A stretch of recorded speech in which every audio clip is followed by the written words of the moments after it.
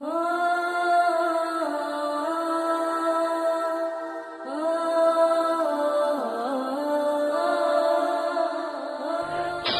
اسلام آمده تربیت بچه رو دست مادر داده، دست پدر نداده؟ سیاست پدر، تربیت مادر.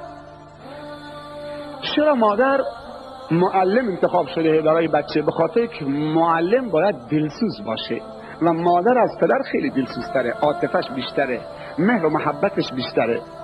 یه معلم باید دلسوز باشه. یه معلم، یه عالم، یه مصلح، یه سخنران، یه خطیب، یه امام جمعه، یه شیخ، یه بزرگوار باید مثل درخت ثمرداری باشه که هرچی بیشتر سنگ میزنن بیشتر میوه میده، وگرنه نمیتونی خدمت بکنی. هرچی بیشتر سنگ زدن بیشتر میوه میده. معلم باید پدر باشه، دلسوز باشه. من امروز نماز عصر تو مسجد کوردین گفتم ما در دانشگاه مدینه از 74 کشور درس میخوندیم. سر کلاس درسمون یه استاد مصری داشتیم، پیرمرد ریش سفیدی بود، ریش بلند، اون تربوش ازهری داشت. سوال میکرد فلانی محمد صالح بردل من ایران عجب یبنی. من فراموشش نمیکنم، همیشه میگفت یبنی، ای پسر من، نور چشم من، جواب بده تو از ایران هستی آمدی اینجا درس بخونی، جواب این سوال چیه؟ اگه من دانش آموز یا طالب بهش میگفتم که لا اعرف یا استاد، من جواب نمیدونم یا نسیتو، فراموش کردم، میدیدم که یه استاد دست پاش میلرزید، دیگه نمیتونست بیسته، میرفت رو صندلی مینشست، بعد 2 قطره اشک از 2 چشمانش سرازیر میشه. این بهش میگن معلم دلسوز که با اشکش آدمو میسوزوند. تا آخر کلاس دیگه نمیتونست بلند بشه که چرا پسرش جواب نداده. بعضی از ملاهای همین جزیره عزیزان من که ملای مکتبی بودن، 60 سال قرآن یاد مردم دادن، یکی از بچه های این پدر فوت کرده عزیزان من تعریف میکرد که بابام بعد از وفاتش یا در وفاتش بود، بعد از وفاتش یکی از دوستانش خواب دید که رفت طرف مسجد جامع برای نماز صبح بود، قبل از نماز صبح. وقتی رفتم به مسجد دیدم که دور تا دور مسجد محاصره است، خیلی محاصره است، همه فرشتگان ایستادن با اسلحه نگهبانی دارن میدن. من که رسیدم گفتن کجا میخوای بری؟ گفتم که ما میخوام بریم چه؟ به مسجد، میخوام برم مسجد. گفتن نه الان ممنوعه، الان ملائکه آمدن به دیدار فلان ملا، 60 سال معلم قرآن بوده، الان زیارت خصوصیه، برو بعد بیا تا ملائکه برن و زیارت تمام بشه. این ملا عزیزان من پسرش تعریف میکرد، میگه یه شب ساعت 2 یا 3 نصف شب دیدم که بابام گریه میکنه تو خونه. بلند شدم که بابا چرا گریه میکنی؟ 60 سال 70 سال ملای مکتبی بوده و خیلی از مردم جزیره و اون طرف جزیره اون طرف آب شاگردش بودن. بعد میگه بابا چرا گریه میکنی؟ بعد میگه من گفت که بابا چون امشب یکی از بچه ها از صبح باش سر کله زدم، هر کاری کردم قرآن یاد نگرفت، درس نگرفت امروز، و من میترسم که امشب بخوابم بمیرم و خدا از من سوال بکنه که چرا این شاگرد امروز درس نگرفت، تعلیم نگرفت. همچین ملاهایی داشته جزیره عزیزان من، همچین اولیاهایی داشته، همچین معلمایی داشته که شب داره گریه میکنه خدایا اگه من امشب مردم این شاگردم امروز درس قرآن نگرفت، من چه جواب تو بدم؟ آیا ما علمایی داریم که شب برای این جوانا گریه بکنن؟ سخنرانی کافی فایده نداره، تنها عزیزان من کافی نیست. شب علما دست بلند میکردن اللهم اهد شباب الاسلام و المسلمین، گریه میکردن، التماس میکردن خدایا زنای مسلمان را به راه راست هدایت بفرما، دخترای مسلمان را به راه راست هدایت بفرما، دل جوانای مسلمان را از هر سو به سوی خودت بر بگردان، پیرمرد و ریش سفیدان را به راه راست هدایت بفرما. آیا علما دارن شب گریه میکنن که توقع دارن مردم حرفشون رو قبول بکنن و جذب راهشون بشن؟ چرا ما از علما و ملاها متنفریم عزیزان؟ از همه متنفر نیستیم، ما مخلص خیلی ها شدیم، اما ما از ملاهای مشکی متنفریم. یکی از سوالها دردی نوشته، گفته آیا درسته که مرده ملای آمده 3 روز قرآن خونده بعد گفته 30,000 تومان پول بده؟ باورتون نمیشه 4 تکبیر رو جنازه میکنه، هر تکبیر 1000 تومان. تو 4,000 تومان آماده نکنی نماز رو میت نمیخونه. امامم به سرشه، نیت کردم 4 تکبیر نماز فرض کفایه، هر تکبیر 1000 تومان در این میت. الله اکبر. کجایی تو؟ بعد من میگن تو ملاها رو میکوبی. اونا خون مردم مثل زالو دارن میمکن. نه این ملایی که ساعت 2 بعد از شب داره گریه میکنه که یک نفر تعلیم نگرفته، مجانی لله، مزدش از خدا میخواد.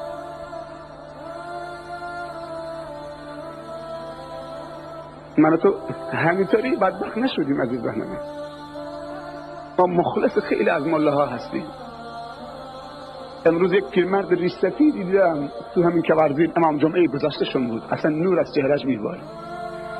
عجیب بود، عجیب. این پیرمرد من تو دلم جا گرفت، خیلی لطیف بود، ظریف بود، تواضع داشت.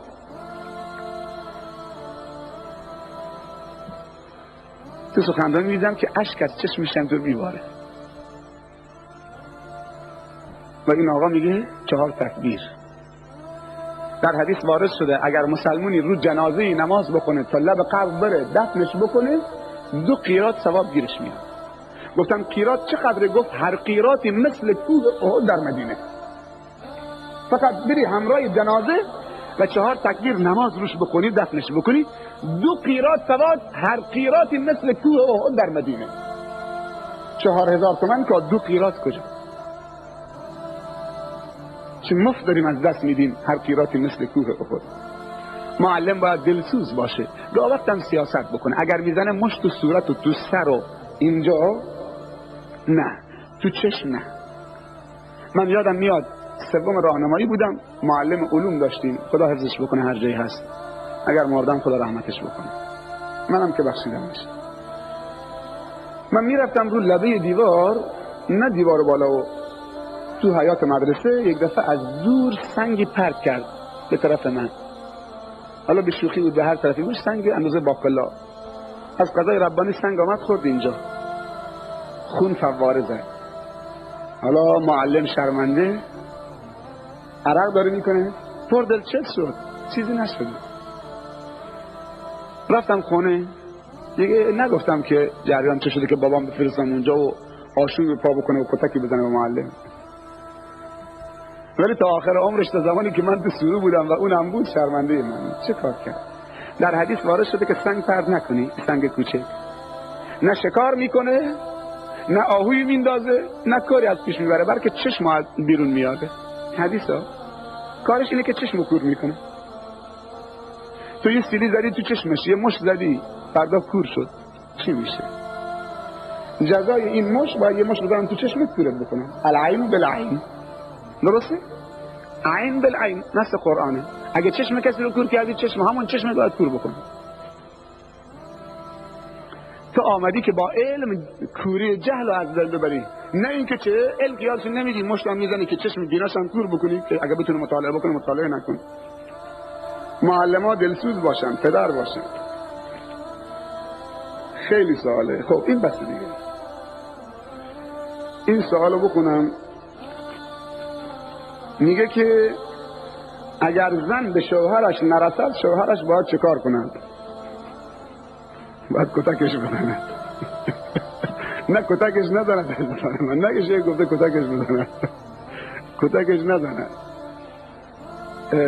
حالا منظورش چی عزیزان؟ در حدیث وارد شده، خواهرها خوب گوش بدن، در حدیث وارد شده که اگر زنی نماز 5 وقتش بخونه، روزه رمضانش بگیره، اطاعت از شوهرش بکنه، روز قیامت خداوند عزوجل بهش میگه از هر دری از درهای بهشت میخوای وارد شو. و در حدیث وارد شده که اگر سجده برای کسی درست بود غیر از خدا، دستور میدادم به زن که برای مردش سجده بکنه. این همه حق داره. اما لا سجده الا لله. اما زنم حق داره. زنم کنیز تو که نیست، که خدمتگزار و نوکرت که نیست، که از این طرف بی از این طرف بی مشت و لگد. نه. در حدیث وارد شده که رفقا بالقواریر. من اگه از مردا دفاع بکنم خواهرها ناراحت میشن، ولی خواهرها کاری بکنن که نگم به مردا درست میشی، وگرنه میگم برید 2 تا زن بکنید. فردا ناراحت میشی، خورد میشی. یا درست به شوهرت برس و اطاعتش درست بکن تا دل دیگه به جای دیگه نبنده و خودتو بچه‌هات رها بکنه، یا که دیگه الا خودت میدونی. ها 1 و 2 و 3 و 4 تا اجازه داده. وسیله خوبی ها. وسیله رو پیدا کردیم. انشالله که زنها خوبن، بدون این تهدید خوبن. الحمدلله. همیشه جوانا سعی بکنن که زن راه رو انتخاب بکنن، نه زن فراش. و مردا ببخشید و زنها مرد راه رو انتخاب بکنن، نه مرد فراش. زنی که بر راه خدا تو رو تشویق بکنه و تو رو قدرت بده و اولاد تو امین باشه که اولاد تو درست تربیت بکنه. اگر زن بد شد دیگه بدبخت شدی. میگن یه عالمی زنش بد بود، خیلی بد اخلاق و اذیت این عالم میکرد، طلاقش هم نمیداد. بعد بهش گفتن جناب شیخ چرا این زن اصلا چرا طلاقش نمیده، خودت راحت بکنی؟ گفت من دیگه الان خستم شدم، ولی میگم که دلم به حال مسلمانان میسوزه. میگم حالا خود بالاخره اگه اذیت آزاره، خب من یکی الان مبتلا شدم، اگه طلاقش بدم دیگه بنده خدای مظلوم دیگه بدبخت میکنه. یعنی چه نصیب کسی دیگه میشه، اون دیگه بدبخت میشه. حالا من تحمل میکنم، حالا 40 سال تحمل کردم، آخرش هم تحمل میکنم که دیگه بنده دیگه رو بدبخت نکنه. بله عزیزم. از زنهایی هم هستن که واقعا فرشته ان عزیزم. تو این جزیره زنهای خوبی هستن، مؤمنی هستن، دخترهای مؤمن هستن عزیزان من. جوانای من و اولاد من وقتی میخوای انتخاب همسر بکنی، نون خرمان نیست، پیراهن نیست که بپوشی و بکنی بیرون بندازی. بزرگان خودمون گفتن زن وقتی میاد با لباس سفید میاد، با لباس سفید هم باید بره، یعنی با کفن باید بره. زن زندگی بکنید، زن راه بکنید، زنها خوب بشی، اطاعت شوهرتون بکنید. در حدیث وارد شده که اگر مردی شب زرش رو به فراشش دعوت کرد مقاربت و همخوابی، زن عذر و بهانه آورد تا صبح که صبح نشده، آفتاب طول نکرده، ملائکه بر اون زن لعنت می‌فرستن. حالا جله دومش، زن پیش شوهرش آرایش و لباس نو نمی پوشد و به عروسی که می رود آرایش خود می کند و لباس های زرق و برق و زیبا می پوشد. این چه حکمت است؟ می دونی این چه حکمت است؟ بگم این ضعف مرده. الرجال قوامون علی النساء. به من میگن خب، میگم چرا عروسی رو اسلامی نکردی؟ من پدرش میخواستم که عروسی اسلامی بشه، اما زور مادرش نشد. زور زن نمیشه. چطوری زور زن نمیشه؟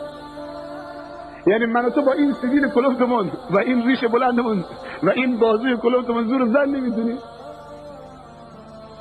دیگه چیزی مونده؟ این همه ساز و نغاره و بزن و برقص و فلان که زور زن نمیشه. ای داد زیدا،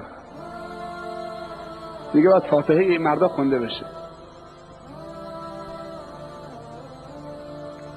زن حتی راه رفتنش گفتن باید چند قدم پشت سر مردش باشه، اما امروز زن داره جلو میره، مرد مثل نوکر شرمنده، میگه تو دنبالم بیا.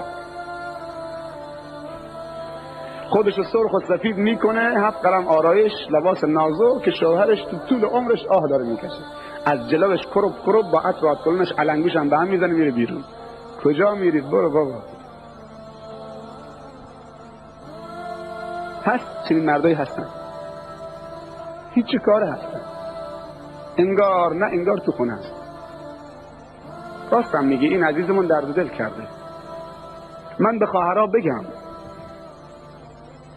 واقعا این واقعیت عزیزان من، امروز زنهای مسلمان برای بیرون آرایش میکنن، مثل اینکه زن این همه مردن. آرایش فقط برای یک نفر درسته، اونم برای شوهرش، نه جلو بچه هاش. اینو بگم مردا بشنوید. درست نیست برای یک زن مسلمان که تو اتاق و تو حال و تو خونه‌ای که بچه هاش هنوز بیدارن نشستن، دختر 12 ساله 13 ساله پسرش نگاه میکنه برای باباش برای مردش آرایش بکنه، بلکه همه رفتن یه اتاق خصوصی باید داشته باشن. آرایش زن مسلمان برای مردش تو اتاق خواب فقط، که دخترش نبینه تقلید بکنه، که وقتی مادرش نیست بکشه. باورتون نمیشه تو مدرسه راهنمایی مدیر مدرسه درد دل کرد با من دعوت کرد بودم برای سخنرانی. گفت شیخ این دردا رو بگو به اولیا. گفتم چیه؟ گفت چند تا از دخترای اول راهنمایی تازه از ابتدایی آمده بودن، زنگ خونه که میخورد که برن خونه 3 تا 4 تاشون میرفتن تو بیت الخلا، هر روز کارشون بود. تا اینکه یه روزی سرایدار مدرسه متوجه شد. بعد که ما رفتیم که بله این 3 تا 4 تا هر روز آخر زنگ مرخصی میرن تو بیت الخلا، بعد میرن بیرون. حالا که رفتیم که هر 3 تا تو کیفشون آینه هست، قلم آرایش در آوردن تو بیت الخلا دارن میکشن و چادرشون هم گذاشتن اینجا، شونم آوردن موشونو دارن چنگالی میکنن، 3 تا چنگال میارن پایین و کوهانش درست میکنن، میخوان حالا برن بیرون. بچه ها و موتور سوارا در مدرسه منتظرن. دختر اول راهنمایی از کجا یاد گرفته که قلم آرایش تو کیفش تو مدرسه؟ مگه قلمه؟ خودکاره؟ مداد رنگیه؟ ماژیکه؟ چیه؟ از کجا یاد گرفته؟ مال مادرش، از مادرش. کجا؟ تو بیت الخلای مدرسه. برای چی؟ برای موتور سواری که بیرونن، گرگ‌های گرسنه منتظرش. یاد بچه ها تو ندی این کارها رو. در حدیث وارد شده که بچه وقتی به سن 7 ساله رسید اونو تشویق به نماز بکن، وقتی به 10 سال رسید اگه نماز نخون بزنش، و 10 ساله خوابگاهش رو جدا بکن. 2 تا دختر که خواهر همان 10 ساله زیر یه چادر شب نخوابن. و فرقوا بینهم فی المضاجع. 2 تا برادر 10 ساله زیر یه چادر نخوابن، تا چه برسه یک خواهر 10 ساله یک برادر 10 ساله 12 ساله کاری دستشون میدن. نبین خواهر برادرم، شیطان خیلی زرنگه. نیم ساعت که خوابیدی توی پدر بلند شو، نگاه کن که پای دخترت کجاست، پای پسرت کجاست، پسر و دخترت چطوری خوابیدن، دستشون کجاست. اما تا ساعت 2 پدر و مادر با بچه ها فیلم هندی همه نشستن قهقه، بعد میخوابن. پدر و مادر خواب میره اما دختر و پسر خواب نمیره. چیزی که تو فیلم دیدن باید عملی بکنن. من اگه اینجا بگم به من میگه عفت کلام نداری. اگر چیزهایی که به من خبر میدن و میگن و مصیبت هایی که به بار آمده بگم، شاید همینجا سکته بکنی.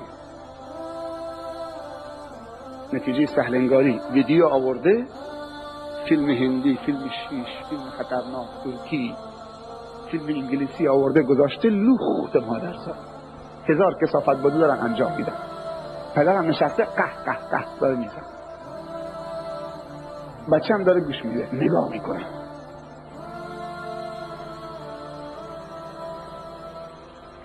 چطوری بچه های من تو بدبخت میشن؟ میگه آمریکا رفتن یا انگلیس رفتن یا فرانسه و پاریس دیدن. نه، فرانسه و پاریس آمده تو نوار ویدیو تو خونه ای تو تلویزیون رنگین تو باید.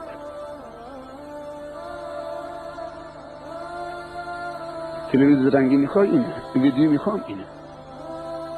اگر ویدیو داری این فیلم اسلامی، این برادر 3 ساعت رو دوششه. من میدونم که خسته میشه اما تحمل داره میکنه که صحبت قطع نشه. خدا جزای خیرش بده. میدونی چند هزار نفر بعد این فیلم رو نگاه میکنن. من خواهش میکنم از زنها که وقتی شوهرشون از بیرون میاد با دست زردچوبه و فلفل و نمیدونم پوست ماهی و پیاز و ادویه و اینا چه نرن تو آغوش شوهرشون. از تو همون چه آشپزخانه بیرون میاد دستش پر از بوی ماهی و پیاز و فلان میره تو صورت شوهرش. خود متنفر نشه. از صبح تا ظهر عرق ریخته به خاطر تو، همینجور استقبالش میکنه. در وصف رسول الله صلی الله علیه وسلم آمده که من بهترین شما برای زنهایم هستم. رسول الله صلی الله علیه وسلم سرش میگذاشت تو روی پای عایشه، عایشه شانه می آورد تو موی رسول الله. چقدر با هم صمیمی بودن. چی بگیم؟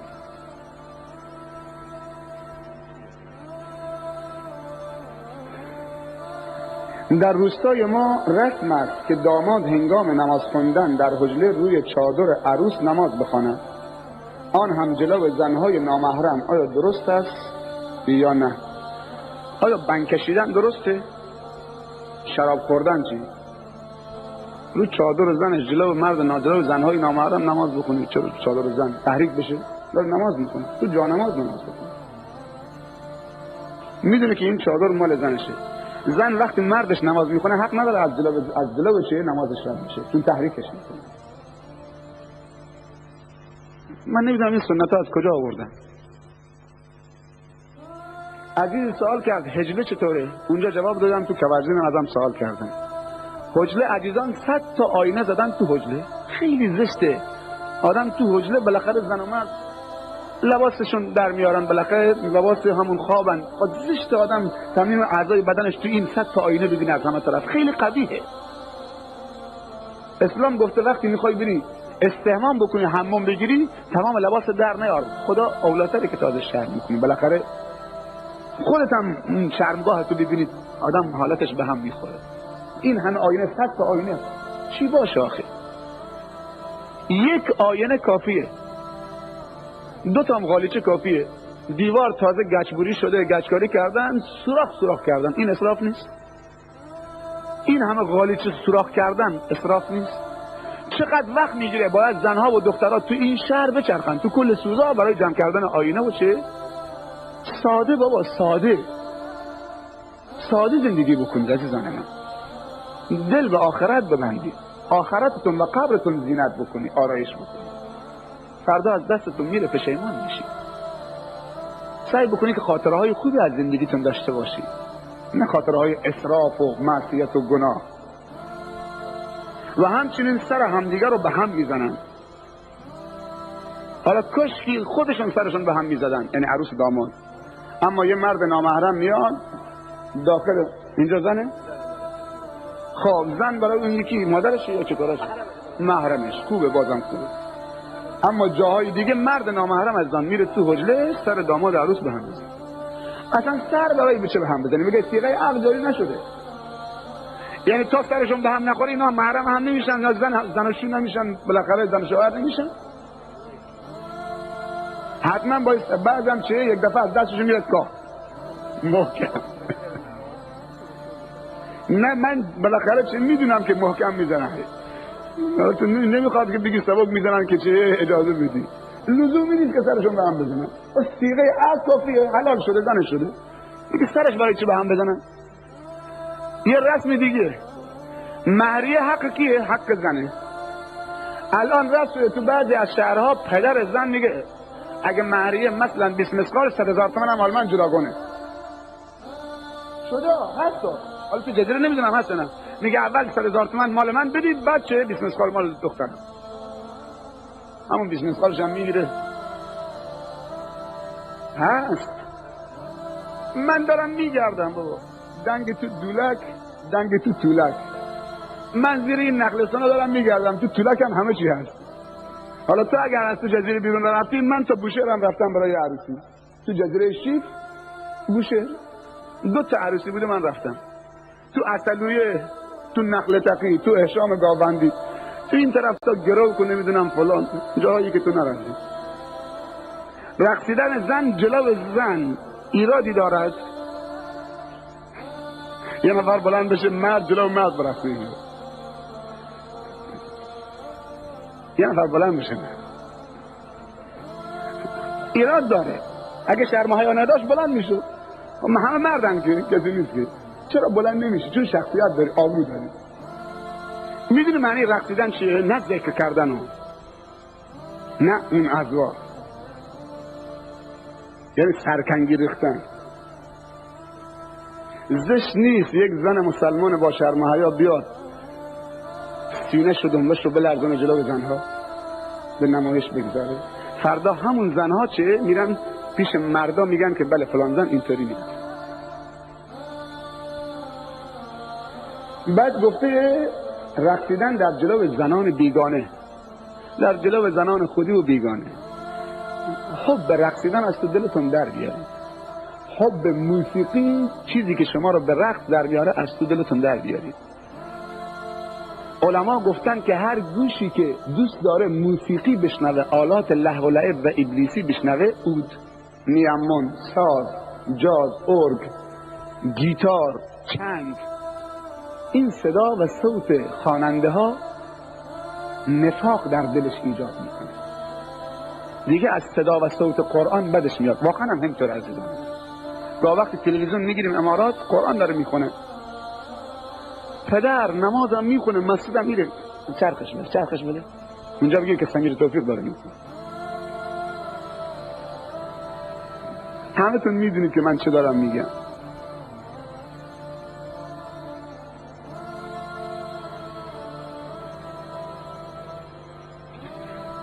اگر منی بر لباس انسان بیفتد، لباس انسان نجس است یا خیر؟ نه، میتونی نماز بخونی. ایضا 4 آب از انسان خارج میشه، از زن و مرد. 3 تاش نجسه، یکیش نجس نیست، طاهره. اون 3 تایی که نجس وضو واجب میکنه، حدث اصغر میشه، سبب حدث اصغر میشه، و اون یکی که نجس نیست سبب حدث اکبر غسل واجب میکنه. این 4 تا آب چیه؟ 1 ادرار نجسه اما غسل واجب نمیکنه. اگر ادراری چکید رو لباست، همون قسمت لباست میشوری و آلت به شرمگاهت میشوری و وضو میگیری، غسل نمیخواد. 2 مزیه. مزیه چیه؟ میم زال یا. مزیه قطره آبی نازک، مثل منی نیست. معمولا بعد از فکر کردن در مسائل جنسی میاد، مسائل شهوتی، چیزی ببینه، نگاه به زنی بکنه، مجله‌ای، چیزی بخونه، چیزی بشنوه در مسائل جنسی، این قطره قبل از منی میاد. 1 قطره 2 قطره نازکه، کدرم نیست، بوی هم نداره، خیلی چسبناکه. این نجسه. نهایتاً چه؟ اگر به لباس داخلیش اصابت کرد نجسه، باید اون مقدار لباس رو بشوره و شرمگاهش رو بشوره و وضو بگیره، غسل نمیخواد. حضرت علی رضی الله عنه شهوتش خیلی زیاد بود و خودش میگه کنت رجلا مزاعا، من مردی بودم که خیلی مزیم میآمد. نه که از نظر دید به نامحرم، نه، حاشا و کلا. کنت رجلا مزاعا، همیشه مزیم میآمد.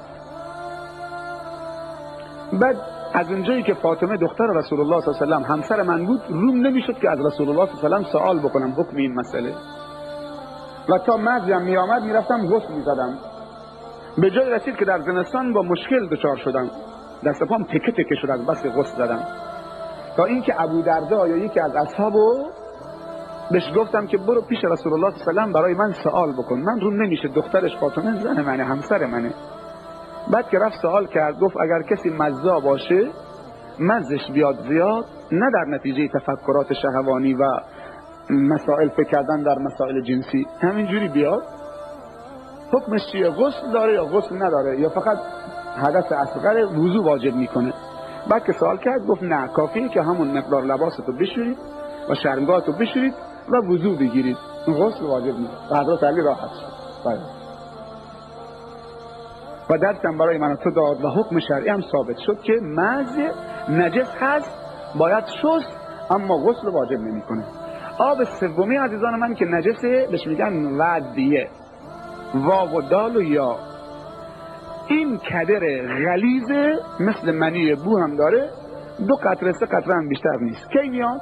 بعد از ادرار کردن. وقتی ادرار کردی به خودت فشار آوردی که آخرین قطره بولت و ادرارت بچکه که طاهر بشی، فشار که آوردی به خودت 1 قطره غلیظ میچکه از انسان. در هنگامی که چیز سنگین بلند میکنه فشار میاد، پایین میاد این 1 قطره، این هم نجس عزیزان من، باید شست و وضو رو واجب میکنه. 4مین آب نطفه است که اصل انسان از اونه. در مذهب شافعی نجس نیست، در مذهب احناف نجسه. در مذهب شافعی منی نجس نیست، اما منی سبب غسل واجب میکنه. اگر منی این آب نطفه از مردی خارج شد، از زنی خارج شد، باید غسل بزنه و غسل واجب میشه. اما لزومی نیست اگر خوش شده میتونه چه همون لباسش اینطوری چه به هم بزنه بریزه نطفه های خوش شده و تو همون لباس هم نماز بخونه. رسول الله صلی الله علیه وسلم گاه وقتی احتلام میشد و عایشه رضی الله عنها روی لباس رسول الله نطفه رو میدید، اگر که خیس بود با سر تیغی کاردی اونها رو پاک میکرد، اگر خوش شده بود اینطوری میکرد و چه و نهایتا میداد که بپوشه.